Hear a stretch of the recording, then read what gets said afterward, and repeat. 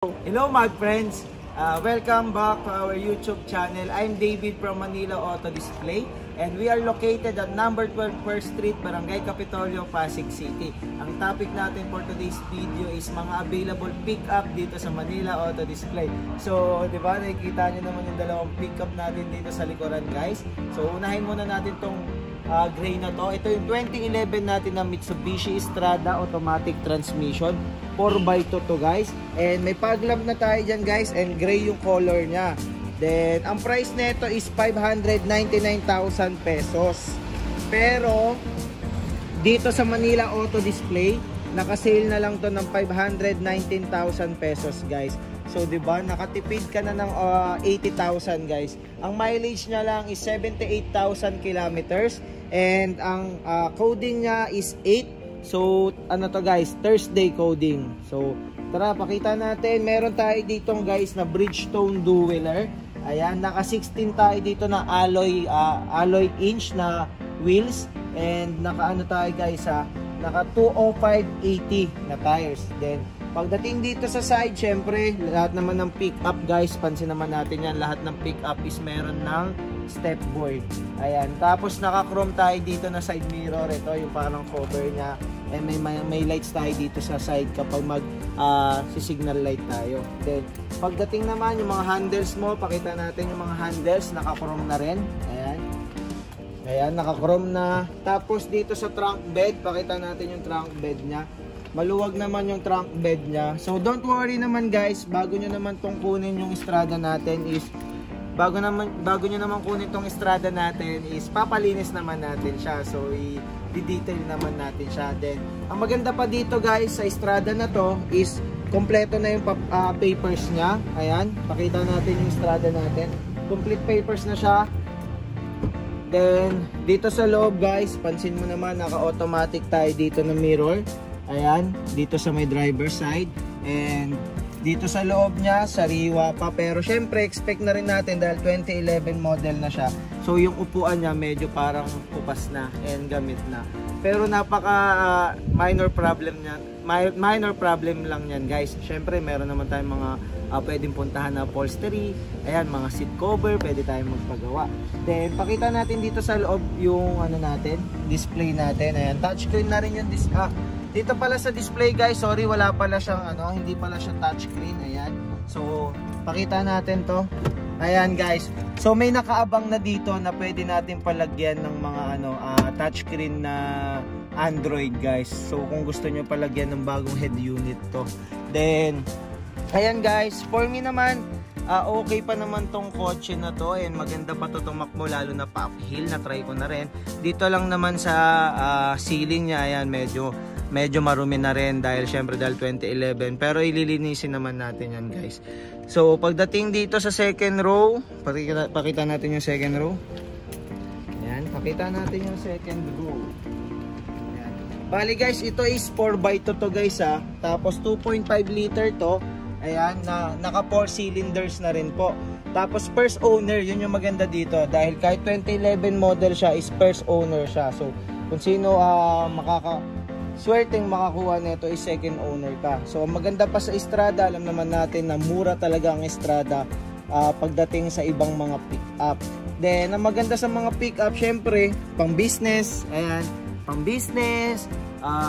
Kapag may mga farm tayo sa province, ayan, gusto na natin na mag-settle for retirement, tapos gusto na natin mag-focus na lang sa business. So pwede siyang pang farm.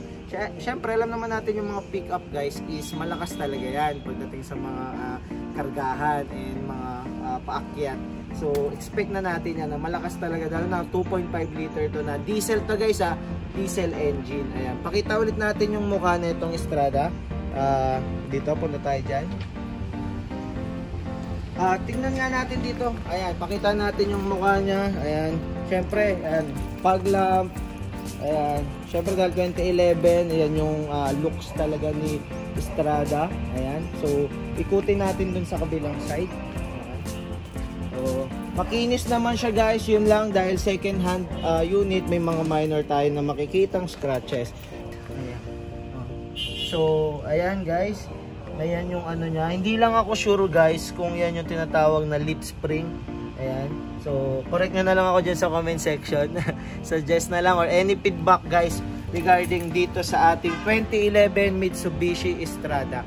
So, lipat tayo ulit sa kabila. Ayan. So, tahimik pa yung makina na ito guys. And, ang maganda pa dito guys, pwede natin to sa financing. Ayan. And ang good thing dito guys, kahit na 2011 na year model na siya, pwede pa rin natin siya ipasok sa financing. Ayan. Ang down payment lang natin dito is nasa around 180,000. Kapag uhulugan mo siya ng isang taon, nasa 40,000 po. Pag 2 years, 22,000. And 3 years is nasa 16,000 or 17,000. Ayan guys. So, ayun ang maganda dito sa Estrada natin. Pwede siyang ipasok sa financing company. Ayun guys, tapos na tayo dun sa 2011 natin na Mitsubishi Estrada. Meron pa tayo ditong isa pa nating pick up. Meron pa tayo ditong 2017 na Toyota Hilux na G variant. Automatic transmission din, 4x2. I think itong Estrada natin, pakita mo, is rear wheel drive. Ayan, 4x2 siya, rear wheel drive siya. Dito naman sa 4x2 natin, ayan, i-check natin. Ang napansin ko lang guys, katulad din nung may nakaraan akong parang buyer. Ayan, pansinin nyo dito yung ano niya. Yung dito yung parang taas nung sa suspension niya mula dito sa gulong. Ayan, ito medyo mataas. Pagdating dito sa Hilux guys, is medyo malapit na siya sa gulong. Pero nung chinek namin siya, parang nakita namin is ano pa siya, stock. Ayan. So, ayan, any feedback na lang or suggestion sa mga mod friends natin, expert pagdating sa mga pickup. So, ayun, balik tayo guys. Ayan, ito yung 2017 natin na Toyota Hilux. Ayan, pakita natin ang kagandahan ng ating 2017 Toyota Hilux. Ayan. Dito sa 2017 natin na Toyota Hilux guys, ang price nito dati is 949,000 pesos. Ngayon, naka-sale na lang siya ng 899,000 pesos. So, katulad nun, naka-chrome na rin. May mga basic features tayo dyan guys. Lapit tayo ng konti. Ayan. May kita mo na rin. Ito, naka-chrome na rin. Tapos, malinis talaga to guys. Sobrang linis niya pa. Tapos, pagdating dito sa tire, naka-Dunlop tayo. Ayan. Pakita natin yung tire. Maganda pa yung tire niya guys. Ayan. So solid pa talaga. Naka 255, 65 ka na 17-inch alloy wheels. Ayan, pagdating sa likod, ikutan natin to. Tapos guys, ang 4-ending plate siya. So Tuesday yung loading mo. Ang maganda pa, dalawa pa susi nito guys. And naka 4-cylinder na rin siya. Tapos complete papers na rin tayo dito sa 2017 natin na Toyota Hilux. Naka 2.4 liter siya na diesel engine. Ayan. Tapos pagdating naman sa financing guys, pwede rin to. So mamaya discuss natin yung financing. Syempre may integrated turn lights tayo dito sa side mirror. Ayan. Pagdating sa loob, ayan, may visor pa tayo dyan guys. Ayan, grabe ang ganda. So katulad din sa Estrada guys, lilinisin din natin to. So wala tayong magiging problema dahil presentable nyo naman makukuha yung kotse. Ayan. So pakita lang natin yung loob. Meron tayo dyan touchscreen. Ayan, makikita natin yung mga buttons dyan ng hazard, ng aircon. Tapos may plastic pa nga yung visor dito sa passenger. Ayan, no? Tapos ito yung controls natin sa ilaw. Ayan, meron tayo dito ng steering wheel controls. Bukasan ng mga, ng fuel, ng hood. Ayan, automatic transmission. Tapos naka-fabric ka na seats. Ayan. Then, eto naka-automatic tayo dito na side mirror sa may driver side. Tapos may automatic tayo na folding ng side mirror. Ayan. So, malakas pa to guys. Then, ayun. Kung ayaw nyo ng medyo low model na pick-up, ayan, meron tayo ditong ma-unlock na 2017 Toyota Hilux. Sobrang sariwa pa guys. And na-try ko na rin to patakbuhin. Meron kasi mga lubak dito sa Kapitolyo eh. Pero nung mga nakarang araw, pinatag na. Pero nung lubak pa yon, dinadaan namin to. Ang ganda pa ng shock niya or ng suspension niya. So hindi pa siya ganun katagtag.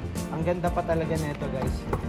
So dito naman sa Manila Auto Display, wala naman tayo magiging problema kasi pre-test drive naman tayo guys. So walang bayad yung test drive natin. Pag gusto nyo i-test drive yung kotse, test drive natin yan para mas nyo siya, mapil nyo. Siyempre, gusto rin naman namin na bago nyo kunin yung kotse is na-check nyo maigi. So, dito tayo sa second row. Ayan, naka-fabric din. Syempre may mga mating tayo dyan ng Hilux. Ayan. Tapos malamig pa aircon na ito guys. Ayan. Testing din namin siya. Malamig pa yung aircon niya. Ayan yung mga seatbelt niya. Goods na goods pa. Sidings niya. Ayan, napakakinis pa. Amoy bago pa yung ano niya, loob niya. Ayan. So, ang maganda dito is pwede rin natin siyang ipasok dito sa financing natin guys. Ayan. Pagdating naman sa financing guys, wala naman tayong poproblemahin kasi ang down payment natin dito is 269,700 pesos. Ayan, ang babayaran natin sa loob ng isang taon is nasa around 60,000 guys. Kapag 2 taon is nasa 34,000 and kapag 3 years naman is 25,000. Ayan, then ang ganda ng kulay niya guys. So, ayan. Tapos guys, isa pa sa mga ano natin dito is syempre free transfer of ownership na tayo. So wala na kayong problemahin pagdating sa transfer guys. Kami nang bahala. And syempre, alam naman natin pagdating sa pick up, maganda talaga sa pick up lalo na kapag city driving dito sa Manila. Mataas yung ground clearance niya. Ayan. So hindi ka maiilang sa mga malalaking humps dito. And syempre yung mga medyo bahaing lugar dito sa Manila. Ang disadvantage lang natin, ewan ko lang kung disadvantage to para sa mga mad friends natin. Syempre sobrang limited na lang din ng mga spaces dito sa Manila kasi ang dami na rin ng my car. So medyo mahirap ka lang makahanap ng parkingan. And also syempre medyo malaki kasi siya. So malaking space din ang sakop.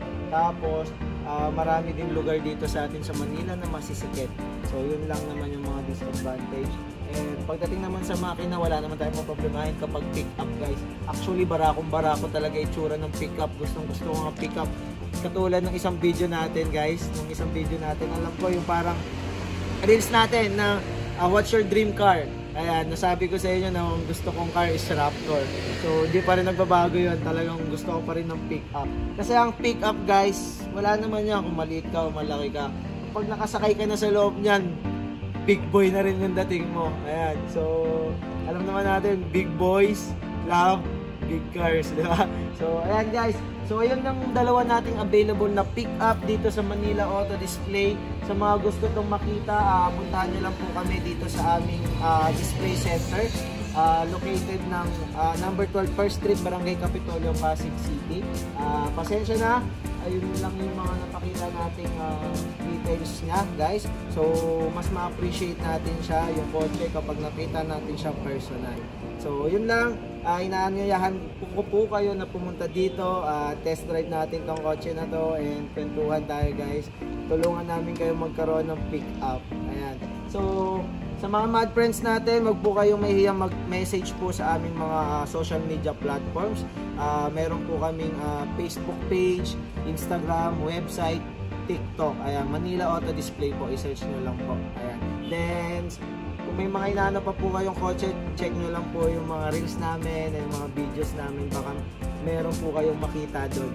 Or may mga tips po kaming maibigay sa inyo guys. Then, lahat po ng cars natin is makikita nyo sa website namin. Updated po yun. And antayin lang po natin, marami pa tayong coaching ipapakita. So, ito na po ulit yung start ng mga YouTube natin guys. So, samahan nyo kami na mag-improve pa.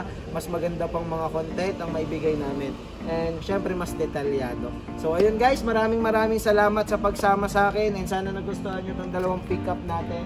And ayan, hoping makatransact ko kayo guys. Yun lang. Bye-bye.